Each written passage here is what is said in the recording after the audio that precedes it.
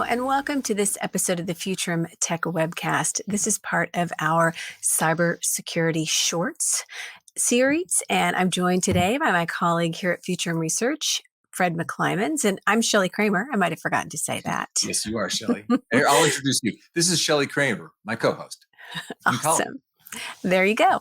So today we're going to talk about some exciting things, some interesting things in the cybersecurity space, and I think you're going to kick us off, Fred. I am indeed with Google, everybody's favorite search engine platform. They are going to do something that every organization and every individual out there should have done last year, at least. And that is they are going to slowly start to force users of their platform and some of their software tools we would expect to actually enable two-factor authentication in their apps. Now, two-factor authentication is simply a way that an organization, when you try to log into a site or update something in your security settings or your profile, it asks you to verify that you are in fact who you are. Two-factor. So two factors come into verifying your identity. Usually this is in the form of a text message or an email, or even in some services, they actually call you up and say, hey, you're trying to log into your bank account. Is this really you? Enter your private PIN number here. Now, the important thing about this is that in the world of cybersecurity, phishing attacks are an incredibly effective way for threat actors to gain information about an organization, by simply putting information out there a little bit that is used in turn to gather a little bit more information that's used in turn to gather a little bit more. So at a certain point in time, individuals on the threat side have pretty much figured out a number of ways that they can impersonate somebody in this process here. Two-factor authentication kind of bypasses that and eliminates the threat a bit, because when you're trying to log into a site, it will ping you only on a known number that you have chosen.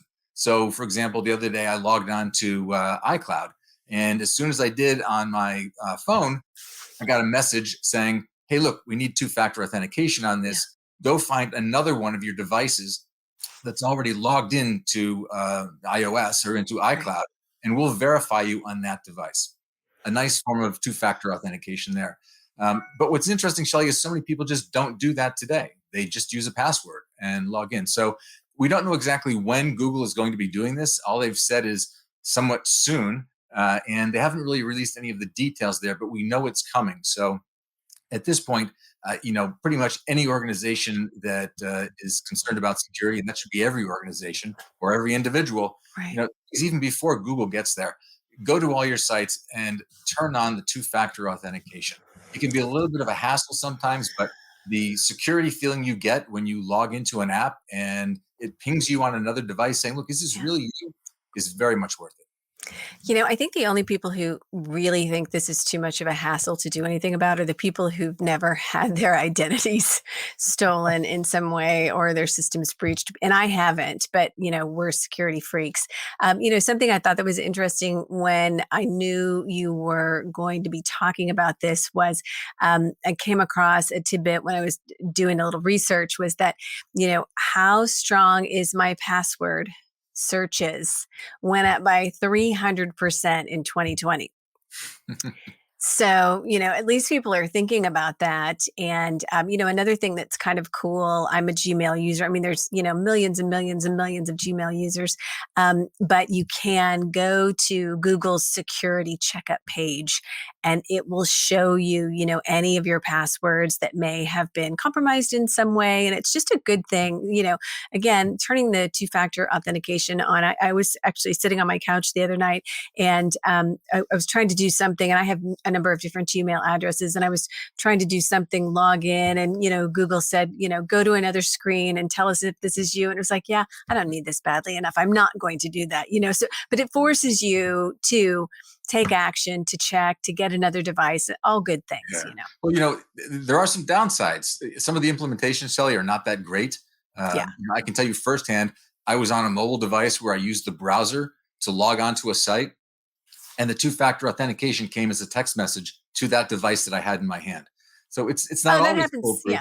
And I will say, when you were talking about passwords, a lot of people don't realize that the old password engines of the past, where it had to be exactly X number of characters and they could only be a certain type of character, those are pretty much gone. You can, in many cases, actually have passwords that have spaces. So instead of coming up with a random series of numbers, you can use a phrase that Yeah. you've, changed the words around, change the letters around, Yeah. something like that. Password creation is not as difficult as it used to be. Yeah, absolutely. Well, good stuff.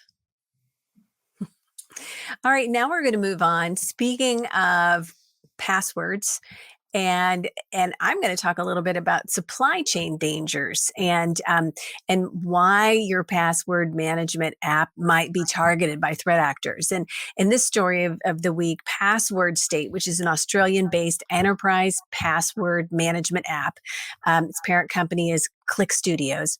They alerted customers last week of a breach that they said occurred just on a 2-day period between April 20th and April 22nd. And what happened, so a password management app is breached. Like, that seems a little ironic, right?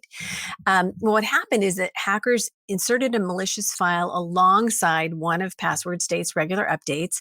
This made its way into the system largely by way of what's called automatic in-place updates onto Passwordstate's users' computers and devices. And then when customers performed just the regular updates, and some of them, again, were automatic, over the course of that 2-day period, a malicious file was downloaded. And then this set off a process that extracted a bunch of information. And this included all of the data that was stored in Passwordstate. Think, what do you put in a password management app? URLs, usernames, passwords, and it also included information about the computer itself. ClickState reported that users' passwords were only exposed for about 24 hours. But when you think Only. of only 24, actually 24 to 28 hours is what they said. I wanted to step back a minute and just think about the potential damage. Okay.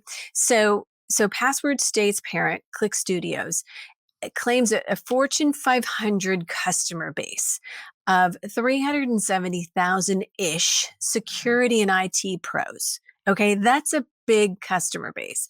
And then a smaller customer base of 29,000, I would assume, individuals. Yeah, but go back for a second, because that security base, or that base of users you talked Yeah, about, yeah, you mentioned those are security professionals. yeah. These are the people that if you're a devious mind out there, these are the people you want to get, because when you get them, you Right. recognize they control so much for everybody else. Right. They manage credentials across organizations for all of their devices and all of their services. And so when you think about it in that way, it's really kind of impossible to know at this point what the damage here is. Again, this breach did occur over a fairly short period of time, but more importantly, this is a risk at the supply chain level. And so there's always a risk, at the enterprise level, at the government level. But, going back even to one of the earliest big breaches, right, that I can remember is Target, and when Target's system was breached, it was because of a vendor, and a lapse of security in a vendor that provided some kind of service. Yet again, the supply chain. So you can have all the best security practices and procedures in place, but you can have a vendor that you rely on something for, like a password management system. And just like that, you're in trouble. So this is why threat actors target supply chain. So they look at, who's this organization, and then who are the vendors supplying. And it's really not all that hard to figure that out. So I thought it was I thought it would be an interesting Yeah. segue from your conversation about Google. Well, so there was an interesting point there. The vector of attack, automatic updates that were sent out Exactly. to a group of people. What does that remind you of? SolarWinds. SolarWinds. Exactly. Same approach. Exactly. So they're getting smart. They're finding ways to use the systems themselves to perpetrate increased penetration into organizations. Absolutely. Clever. Absolutely. Let's We're going talk to a move little on. bit and expand on that a bit with the hardware side of that. We've been talking about passwords and some of the risks and challenges there, but within the applications themselves on your smartphone, I don't know how many apps you have, Shelly. I go up and down. I'm constantly realizing I have about 300 too many. Delete a whole bunch. It slowly creeps back up again. But we use these applications not just on the local device, but most of the applications on our phone, they also connect into the cloud. Right. They have some resident database somewhere. They have software. They have updates that are coming from the software provider. And in one instance, that's been shown to actually itself been a risk. So when these devices, your mobile device has an app installed, there's a particular way that it communicates back to the cloud, to its parent company, to the developers, to other users, to the common shared database in the cloud. And what happens is some organizations have actually hard coded the connection point between the device, or sort of the password, the handoff, the handshake there between the device and the cloud database.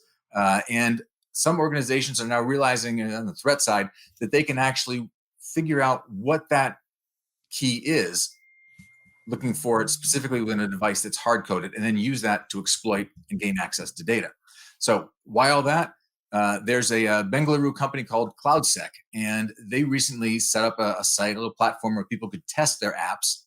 And coming out of that, they realized that just in their limited exploration here, they found 40 apps that had, I think it was somewhere over 100 million installs combined, that all had what they're calling leaky AWS keys. So in essence, these apps had hard coded the permission handshake between the application and AWS's system in the cloud. So who does this impact? Adobe Photoshop, Right. Hootsuite, IBM's Weather Channel, to name a few. So it's a big issue out there, a pretty significant major issue out there. Again, it's something that users themselves don't necessarily think of. It's not a password or something that they need to take care of there. It's just something that's embedded into the hardware. And that's an important point, because we're increasingly seeing hardware-based attacks, hardware-based flaws, 0 days that are something that's simply hard-coded into a device. And those are a challenge to fix. It's not as if you can actually just, log onto your device, make a few changes in the application configuration, and be all set. These typically require firmware updates from the manufacturer, and that's an increasing risk and an increasing challenge. So, for enterprises out there, you've got to be putting this onto your dashboard. You've got to be looking at the hardware level risks that are out there, and not just scanning for software vulnerabilities or for accidental user configurations. You've really got to start thinking, how do we actually make sure that we have the right intel, the right data to make sure that our hardware is secure? And how do we set up the process so that when we do discover that there is an issue there, that we ourselves, separate from what the vendors might do in their hardware platform, but what Right. can an enterprise actually do to mitigate the risk of that type of an attack when it occurs? I think about how, um, while you were talking, I was randomly thinking about, the absolute dearth of tech talent, especially as it relates to not only IT in general, but cybersecurity in particular. And then I think, and then, how your brain just kind of fires. And then I was just thinking about, what kind of person wants to do this? And it's, you love solving problems, you love riddles, you love, competing against hackers, the adrenaline rush. There's so many fun things, but then, you also maybe don't like sleeping or or a stress-free life. I mean, it really is, just like you never are covered. You know what I'm saying? Like, again, we're going to be good because we're going to use a password manager app. Oh, wait, that was breached. Oh, and so it really is so challenging. I've got the software covered. Oh, crap, I forgot about the hardware part of this. So it Yeah. really And is ever growing, there's just always a danger. Were you going to say something? I was waiting. No, you were good. You were good. well, I'm good. Actually, thinking about it though, I was thinking back to the Dell study that we did last year on hardware Yeah. security, Yeah. and how many data breaches involve the physical BIOS itself, the firmware in these devices. Right. Users overwhelmingly, they expect the providers to be secure Right. and to provide that level of security. And I don't think that enough organizations actually, once they get the hardware in, sit down and say, what's our plan or our strategy, for how to address that. I would also throw into that same, sort of leaky bucket there, the idea of just misconfiguration. issues out there.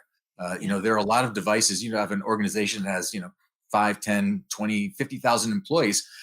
All those devices that come in, all the laptops that they're using, all the phones, if they're controlled by the organization, there's a whole process for ordering and procuring those devices, for validating the devices. You ordered it, you got it, it's right. You do your security checks, and then you push it out to the users in the field. Right. Well, there's a lot of firmware in those devices, and that firmware needs to be updated on an ongoing basis.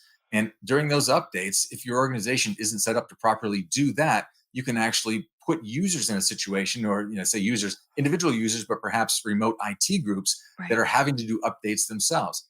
And the more people you have doing updates in an organization, the more likelihood you're going to have of an accidental error, a configuration, something that's not right in there, which is another significant area that we see targeted threat actors exploiting. They find vulnerabilities in the configuration setups of organizations.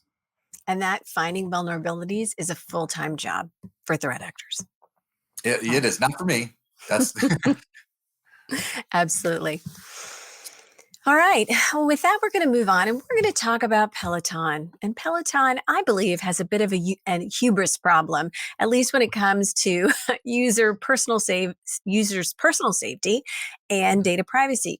So if you've been paying attention at all this week, for the last couple of weeks, it has not been a great period for Peloton. So, a few weeks ago, the Consumer Protection Agency issued a warning about Peloton's Tread and Tread Plus treadmills.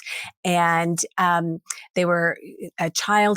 child has died. And at this point, there's been about 70 some injuries as a result of this Peloton treadmill. And from what I can see, I actually considered buying one of these and instead bought a different treadmill. But from what I can see, one of the dangers is that this particular treadmill sits up a little bit higher than others, which allows a little one to get underneath it.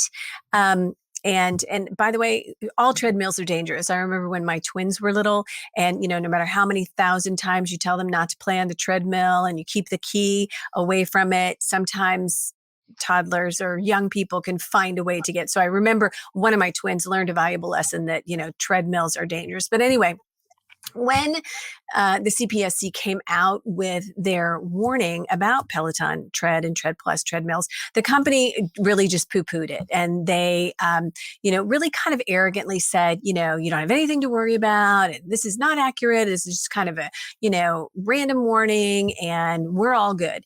And, what happened this week was that actually the company recalled all of its Peloton Tread and Tread Plus treadmills, and combine that with the statement, we were wrong.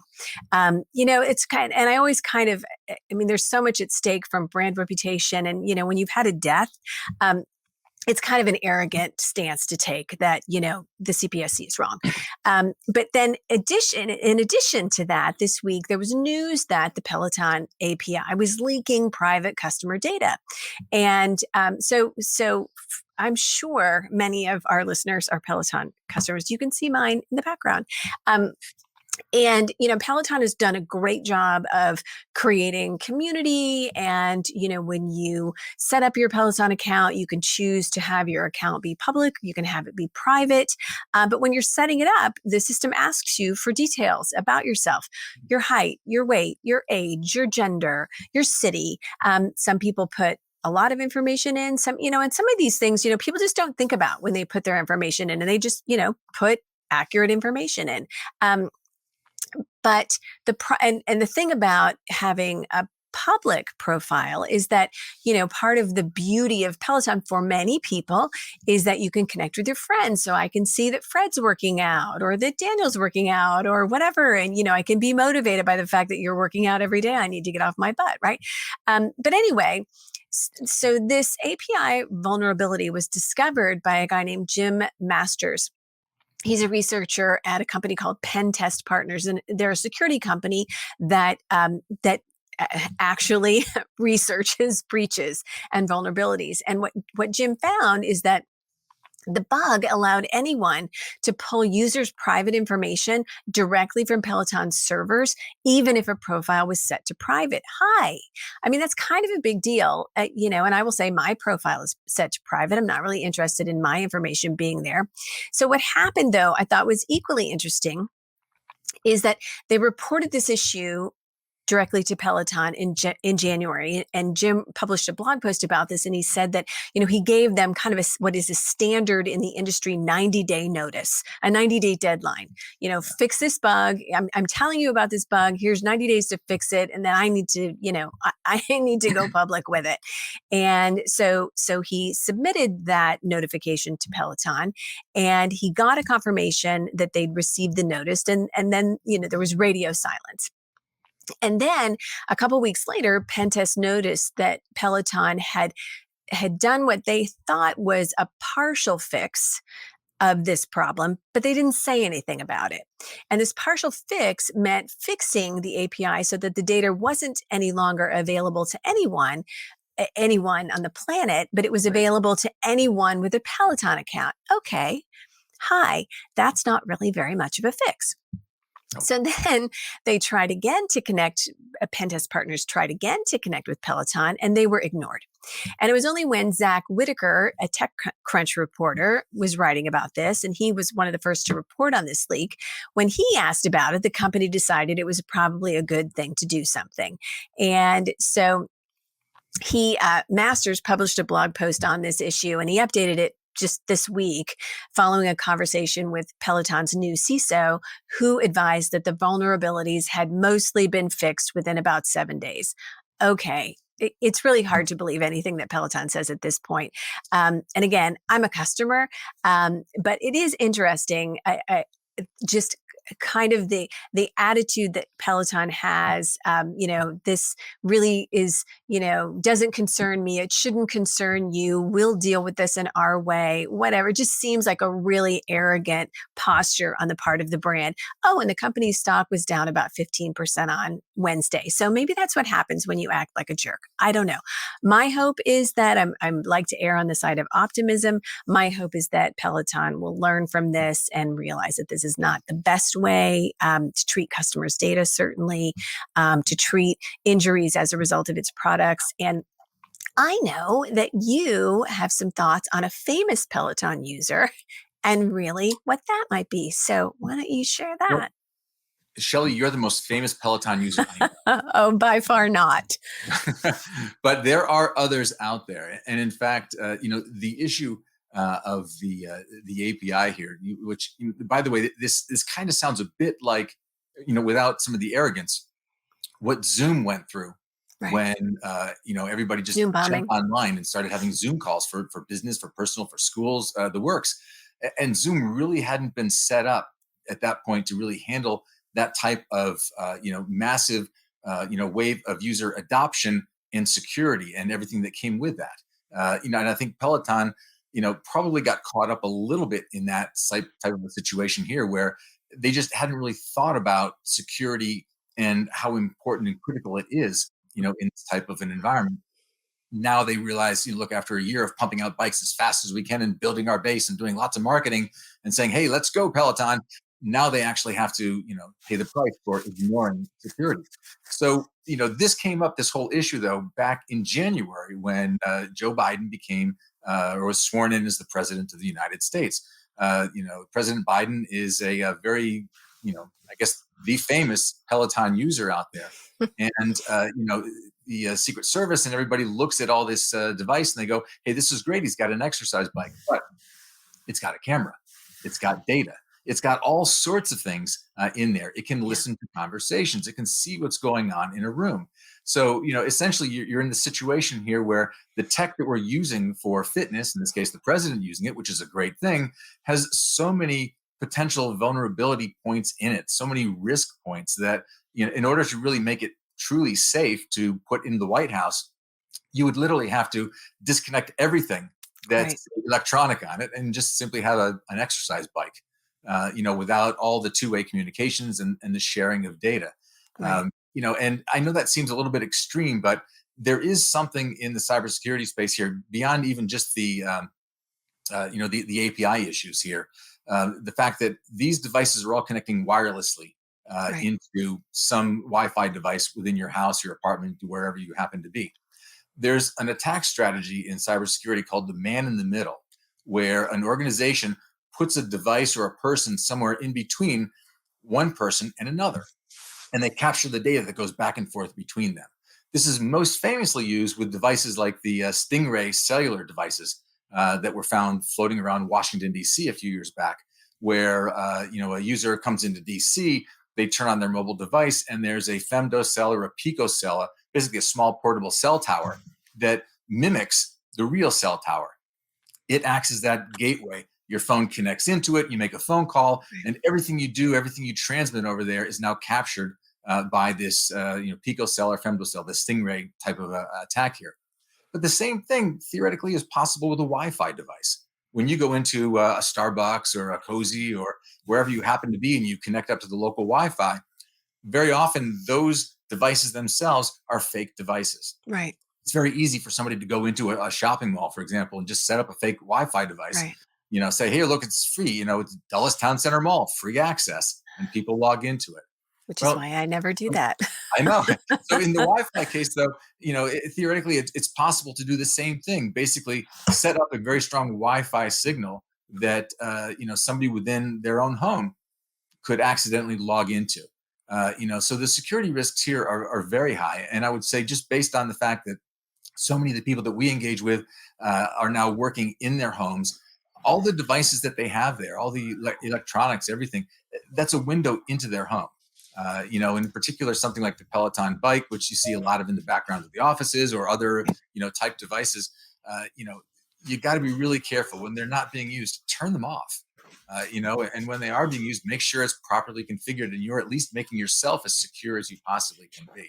So, just kind of to wrap this up, we don't know if the Peloton bike, or at least I don't know if the bike actually made it into the White House. How many layers of duct tape it has and how many wire connections were cut. But, definitely an issue here. And I think you're spot on. The sheer arrogance. I mean, I know Peloton CEO said, like, hey, we admitted it. We were wrong. But the fact that they were so vehemently opposed to action, on both the API issue and on the physical risk issue of their treadmills. There's just no place for that. You want to ruin your brand in 24 hours, tell your users you don't care about safety in their device. Right. Well, and it's just, I think sometimes people don't think about enough about the information that's out there, but when my name and my city and my gender and, my, I think I read that not necessarily your date of birth, but if it happened to be your birthday, that information was available. I mean, the reality of it is there are all these little breadcrumbs out there, and that on all of us, right? And so it's not hard for somebody. And by the way, again, these databases, this information is routinely leaked on cybersecurity forums, on hacker forums. And huge data dumps. Yep. And we talked about that last week. And so, it's not hard to go through these. And by the way, now they're also using, AI and machine learning to automate some of these processes and to pull information out of these databases. So it really is important to protect your data and protect your privacy, and to patronize brands that care as much about that as you do. And so I think that to me, that was what was important here. And, I am a Peloton fan. I am a customer. And there are many things I love about the experience that Peloton has created. This experience, their attitude as it related to the consumer safety warning that led to an ultimate recall, and their attitude here. Although the one thing I will give them a pass on is that in Jim McMaster's blog post about this instance, he indicated that the CISO at Peloton was new to the role. So did they have a CISO? Was that, you know what I'm saying? Like a lot of times in an organization, when somebody's coming in, somebody's going out, sometimes things drop through the cracks. So I'll give them one teeny tiny pass for that. Yeah, but they had a CISO in place. I don't know what happened or what that transition's like. We'll have to dig into that a little bit. Yeah. So anyway, I thought it was an interesting, it wasn't a great week or two for Peloton. No. So let's talk a little bit now about denial of service attacks. We're going to shift from Peloton bikes. And by the way, you plug Peloton. I'm a Trek rider myself. My Trek 1200 triathlon bike, I've had it for a long time and I love it. Best bike ever. There you go. Now, denial of service attacks. So shifting gears completely here, a denial of service attack is essentially a way that threat actors out there can literally flood a network, a node within a network, so that it's overwhelmed and the device simply cannot handle the massive amount of traffic that's coming through. So when this occurs, you'll have pretty much a staged attack where an organization will have multiple different devices around the internet that are all targeting and flooding a particular device with requests. The device is overwhelmed. Nobody can get access. All access is denied in the device. Not just their access, but the access of all the users that are going through that device. Well, this happened last week in Belgium. Belnet, which is the country's, it's sort of a research and government network in place there. It serves law enforcement, education, scientific community, public services. It was hit by a massive DDoS attack. And this attack was particularly challenging because they said when they realized they were under attack, when Belnet realized this, they tried to, take a countermeasure to it. They had tried to, literally stop the attack. But the threat actors were anticipating that, and throughout, the period of this attack, they kept adapting their attack. It wasn't as if it was just a static, hey, let's turn the devices on, let's flood the Belnet network, and let's keep everybody out. They were actually going back and forth in their, strike, counterstrike, back and forth. And that it just heightens the feeling that you get that denial of service attacks like this, they're kind of crossing over into the realm. It's not quite cyber war yet, but it's definitely above sort of the typical criminal attack that's out there, sort of a cyber conflict state that we see going on here. They do believe the attack was politically motivated because it directly targeted Belnet, which again is the government's network that they use for all their research, for government activities. And in fact, Parliament in Belgium uses this as well. And they were shut down for a while. They could not conduct all their virtual meetings or literally send an email while this attack was going on. Now, what's also kind of troubling about this particular attack, and they don't yet know who's behind it, is that Brussels, that is the headquarters of the European Union. Right. That's where everything in the EU goes through from a policy perspective, from a political perspective. And this attack, if you think about it, it's not just Belnet. It's not just one network that's isolated. The internet itself and the way we access data, we transit through multiple, virtual internets that belong to different companies, AT&T, maybe it's Verizon, maybe it's, Rackspace. We're going through some different organizations' network to actually get to our end destination. So this attack here, though, in Belnet definitely impacted other organizations outside of the government within Belgium. And you can see that kind of spilling over in the potential risk for an organization that says, hey, maybe we want to have our own little sort of insurrection around a particular event. Maybe we want to shut down the EU for a little bit, give them a little bit to think about, or slow down their electronic transmission, their decision-making capabilities. So that's where we start to see these denial of service attacks that have been around for a decades actually, evolving from sort of this turn it on and bring it down approach to let's now use this as a political tool. Let's get into that cyber conflict state where, again, not all out war, but definitely politically motivated and incredibly disruptive and dangerous, Well, to individuals. and we know that government entities are very high on the list of targets, for threat actors. And it's kind of like what we covered last week with the, 1.x number of billion email passwords that were leaked. And, a huge percentage of them belong to both the United States government, people with .gov and .gov AU and .gov UK, email addresses. And so those are really big targets. And even government at a lesser level. I happened to read just briefly today, and not enough to coherently talk much about it. But in Alaska, in a city in Alaska, the court system, like the local, maybe it was the municipal court system, was hacked, and it completely shut down every bit of operations within that particular realm of government. And so it is, it's high level like Belgium. And then, it's at the state level and the city level. And so it really is very highly targeted, and something that the other thing is that government systems are typically what we call laggards as it relates to digital transformation. And, and we've all of our across the world, governments have been challenged fighting a global pandemic. And so, budget dollars to have the best IT talent. A lot of times government work doesn't pay as well as private sector work does, right? So you're talking about attracting the right kind of talent, having the right budget for the right, software and hardware. And so all of that.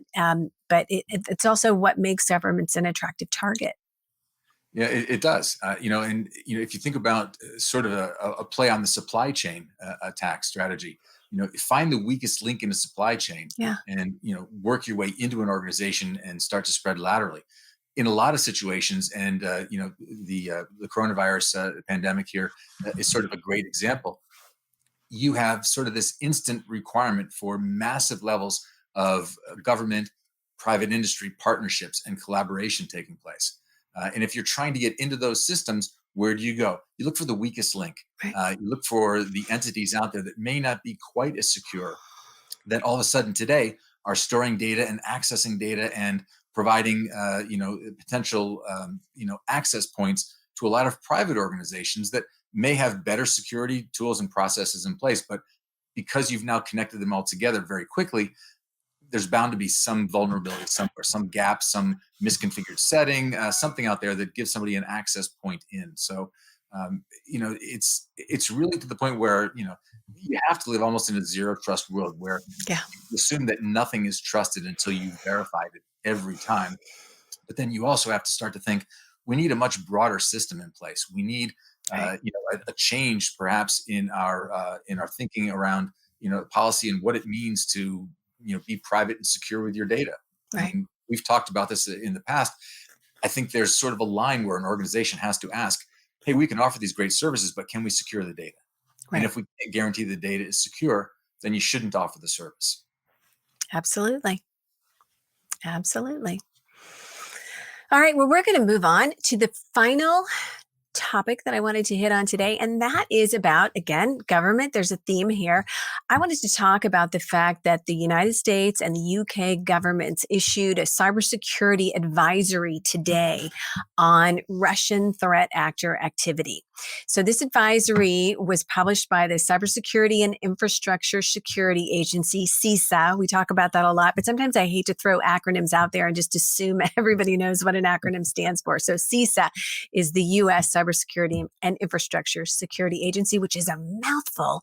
And the UK's National Cybersecurity Center, the FBI, and the NSA. And this report, this advisory, was focused on Russian foreign intelligence, the Russian Foreign Intelligence Service, and they called it SVR, and their tactics and their techniques and their procedures that they use to target victims, and really how their methods have evolved. And again, so what the landscape, the cybersecurity landscape is a constantly evolving landscape. And so these organizations came together to publish this report and to provide some best practices to defend against that. In the show notes, I'll include a link to the full advisory.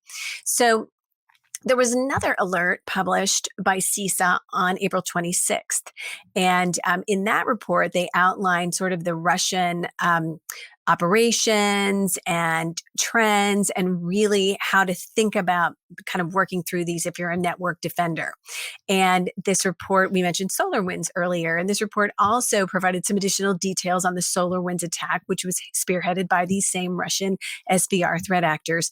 What was interesting about the SolarWinds attack, what happened there is we saw malicious updates from compromised SolarWinds systems, and that breached hundreds of organizations. We don't yet know the full scope of the damage, and we won't for a long time. Last year, we saw that same group of threat actors targeting vaccine R&D operations around the world. And this involved malware that was tracked as something called WellMess and WellMail. And what caught my eye here when I was looking at this information is that one of the things they highlighted in this report is that, as we've talked, threat actors are agile and they're adaptable. They're extremely adaptable. And for instance, with the wellness and the well mess and the well mail instances, as soon as they were detected, they pivoted and they started doing something different. And what happened here, which I thought was really fascinating and frightening, is that they started using Sliver, which is a security testing tool that was developed by Bishop Fox, which is an offensive security assessment firm. Okay. So an offensive security assessment firm is just like it sounds, right? Their whole job is to be out there on the offense, providing tools and probably services that help organizations be on the offense, okay, rather than be defensive about security. So Sliver is a legitimate tool that's used for adversary simulation. You want to protect your network, you use Sliver, right? And so what's scary about that is that, now part of this new report that's out is on helping organizations detect Sliver, see if it's in use, and then try to figure out if it's a legitimate use or a malicious use. Mhm. Like, again, think about, to me, wrap your head around this is like this is a good tool by a good company that's doing good things. And these smart SVR threat actors pivoted to use this Yeah. tool to help them do what it is they want to do. So to me, that's really, really, really interesting. But what I want to end here with is just in terms of my own comments, is that it's really important to understand that these threat actors are they are incredibly smart, and they are I've used the word agile. They are looking for vulnerabilities, and they're using technology to help them spot. They're scanning the internet. They're using technology to help them spot vulnerabilities. Some of the biggest ones recently, and that are still very active, and that the government warns against, warns organizations who haven't perhaps yet patched these vulnerabilities include, of course, the Microsoft Exchange servers. Many of them remain unpatched. VMware's vCenter server product is on the list of the top 5 that are focused on. FortiGate VPN, the Pulse Secure Connect VPN, which we talked about last week, Yep. is on the list. Citrix Application Delivery Controller and Gateway. And one more, Cinecore Zimbra Collaboration Suite. So there 5 things plus Microsoft Exchange servers that the government in this advisory is warning, do not let your guard down if you use any of these products and you haven't yet updated and patched. So it's a lot. It is. I think on the positive side here, and there is a positive side to this. We've known, for years that threat actors out there, they don't exist in a vacuum. Right. They learn the same way everybody else learns. They have access to the same tools. They may not have the budget out there for some of the tools and hardware, but the cost of these tools, security tools, the tools that we use every day to protect our assets, they're coming down, and they're becoming more available. And there's always been a market, on the dark web for these type of code and tools and hardware resources. It's becoming more common today, but still, through all of that, enterprises just fundamentally they do have an advantage. I mean, there's that, threat actors just need to find that one spot. That's true, but it's like finding a needle in a haystack. Right. And already a good organization that has a strong philosophy around behavioral risk, technology risk, process risk, they're going to put in place at least enough buffers to make that haystack as large as possible, to make that needle incredibly hard to find. Now, granted, again, the threat actors are coming at that haystack with lots of magnets, and they're trying to find that that one spot there.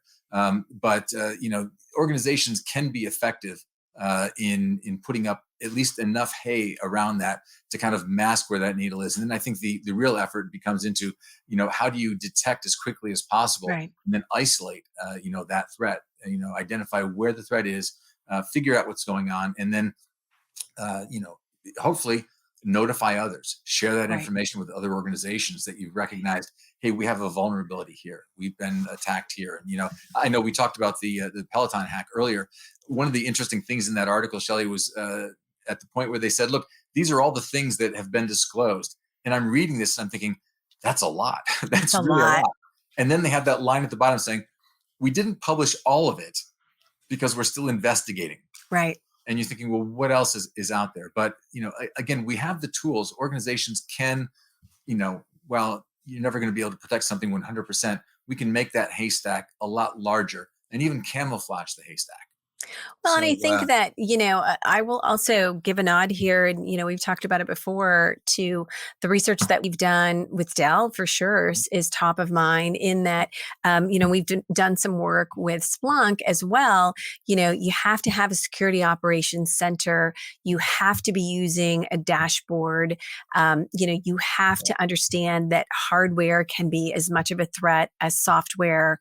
You really need to, our research showed that, a considerable number of folks, who didn't think that they'd been breached were operating, out of ignorance because they weren't using any kind of a dashboard. Whereas, people that we surveyed who are using a dashboard, who do have real-time insights at their fingertips, no, of course we've been breached. And here's how many we've detected. And here's how many we prevented. So it is a haystack. And it is like trying to find a needle in a haystack. But yeah. you're much better protected when you have a security operations center, when you understand the risks posed by Well, both hardware and software, yes. and you're using a darn dashboard, And what's at the core of all that, though, Shelley? Data. Yeah. You need the data. You need to know exactly what you've got. You've got to identify any shadow IT, any shadow data that Yeah. exists out there. And you've got to capture data. You were talking about Splunk. One of the things I really love about the Splunk model, in fact, Splunk, when they've now started implementing, HPE has been implementing Splunk in the Green Lake and as a service consumption based model. Phenomenal, because you can scale to ingest as much data as you can possibly throw off. But capturing that data, using the right analytics to identify anomalous behavior patterns, that are out there. I mean, you've got to have that level of visibility within an organization if you want any chance of really trying to be able to identify very rapidly and to counter very rapidly the threats that are out there in an organization. It's a challenge, but It's a challenge, but it's not nice to have. It's must have. It really is. Security has to be a foundational part of business strategy. And, I think we're getting there. I mean, it's always a slower process than, folks like you and I are who are immersed in the space would like. But we're getting there. Unfortunately, I think a lot of it is these breaches and these leaks along the way that are very eye-opening. And, again, when you look at something like SolarWinds and you think about the fact that we absolutely have no idea what the true depth and breadth of this attack is and how many companies are affected. And so anyway, with that, we're going to wrap up our show. And thank you, as always, for hanging out with me today, Fred, and talking about cybersecurity. And thanks to our viewers and our listeners. And we'll see you again next week.